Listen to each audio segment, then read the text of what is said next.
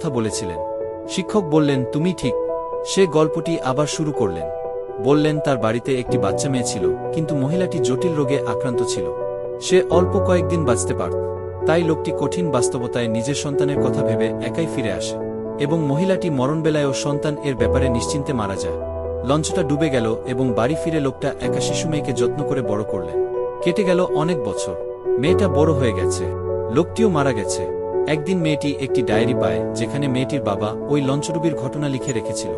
ডায়েরিতে তার বাবা লিখেছেন, আমারও তোমার সাথে সাগরের তলে ডুবে যেতে ইচ্ছে হচ্ছিল, কিন্তু শুধু মেয়ের কথা ভেবে তোমাকে একাই সাগর তলে চিরদিনের জন্য ছেড়ে আসতে হলো।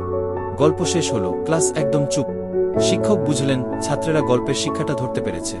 শিক্ষাটি হলো, ভালো এবং মন্দ, পৃথিবীর সবকিছুর পেছনেই অনেক জটিল সমীকরণ আছে, যা সব সময় বোঝা যায় না, যা আমাদের কাছে শুধুমাত্র চোখের দেখাতা অন্যের জন্য এক কঠিন বাস্তবতাও হতে পারে। তাই অন্যকে না বুঝেই বিচার করে ফেলাটা বোকামি। এমন আরও সুন্দর সুন্দর গল্প শুনতে আমাদের সাবস্ক্রাইব করুন।